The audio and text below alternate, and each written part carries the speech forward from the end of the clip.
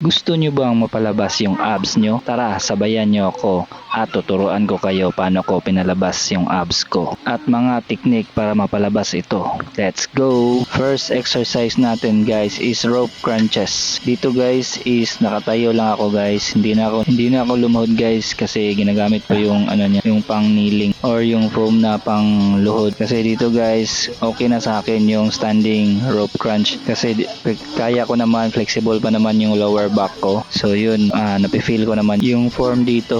Para sa akin mas effective ito no kaysa sa sit ups kasi napaka-effective nito sa abs ko guys. So feel nyo pa rin yung mind and muscle connection guys. So ito guys, gawin nyo lang to ng 3 sets. Then yung repetition nito guys is until failure na siya. Tsaka yung bigat nito guys is depende na sa inyo. Kasi sa akin nasa 4 plates. Kung kaya nyo bigatan konti basta hindi masasacrifice yung form, do it. Next exercise naman guys is rope crunches pa rin pero sa left side yung target muscle natin, left side ng abs. Kanina is sa center ng abs, syempre targetin natin yung left side dun sa may love handles natin. Siya is kailangan natin i-target yung sa gilid guys kasi yun talagang madaling maglaki sa abs natin, sa chan natin guys. Then same as sa right side. So yan, 4 plates pa rin, depende na sa fitness level nyo guys. Basta ang reps nyo dito is until failure siya. So ito naka 20 yata ako dito guys. So yun lang. So left and right alternating 3 sets pa rin. Then ang repetition is until failure. Then dapat ma-feel nyo yung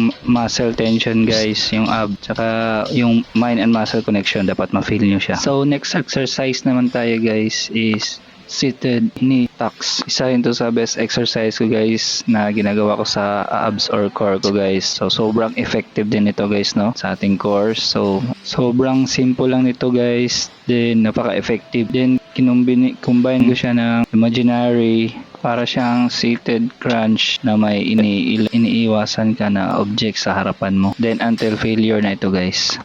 The next exercise is inclined half crunch ang tinatawag ko dito guys. Dito guys, hindi ko full range kasi masakit sa lower back yung ganun. So mas nafe-feel ko rin yung nito, mechanical tension ng abs ko guys kapag naka-half lang. Tsaka mas effective siya sa akin guys. Then sa mga pro din, ganito yung makikita ko na ginagawa nila. So pag trinay nyo to guys, siguradong maboburn talaga yung abs nyo. Next exercise na naman guys, ito yung tawag natin na leg raise na naka-hold yung arms natin guys. So ito guys, medyo mahirap din to siya guys kasi kailangan mo pa mag-balance yung katawan mo, dapat naka-hold siya, naka-steady. So yan, tigre, angat mo lang, mas better yung naka-straight yung legs no kasi ito mahirap siya guys. Mafe-feel ko talaga guys.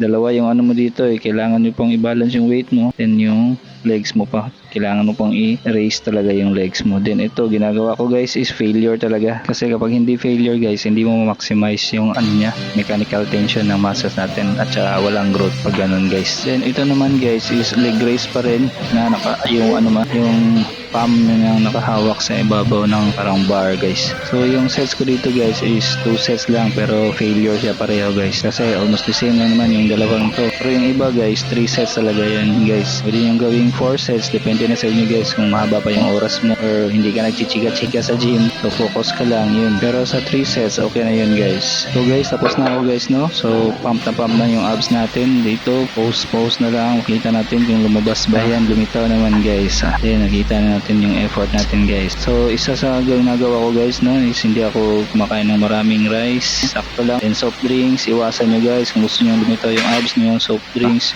pinapay, huwag masyadong marami guys. So yun lang, taktong lang, balance diet lang guys. Kung talagang malayo pa talaga lumitaw yung abs natin guys, malaki pa yung porsyento ng fats natin sa tiyan guys, is gawin natin guys is every workout mag cardio tayo kahit na 15 minutes. So yun lang guys, follow for more.